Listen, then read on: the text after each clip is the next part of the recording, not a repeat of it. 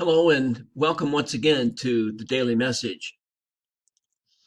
Even though their feast is actually celebrated on February 14th, I have chosen to talk about Saints Cyril and Methodius today so that I can say a few words about St. Valentine's Day tomorrow.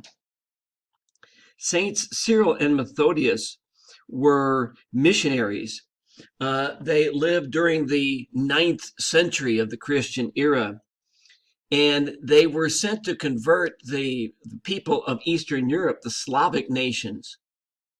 In so doing, they suffered greatly. They were persecuted often by the German bishops because of the desire of Cyril and Methodius to translate the liturgy into the language of the native people.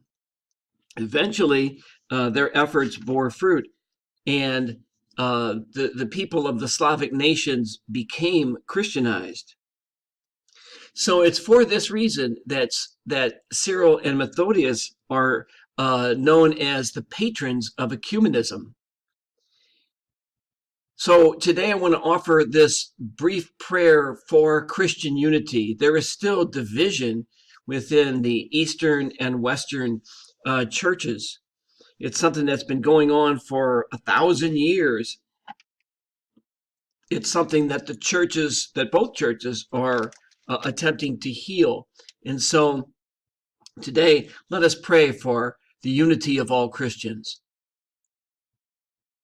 Jesus Christ, our Lord and our brother, you have called us to be your one church.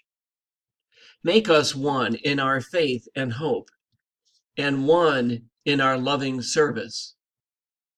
Make us one in worship and in daily living.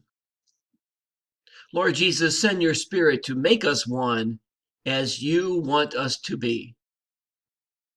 We ask this, Jesus, for you are our Lord and our Savior forever. Amen.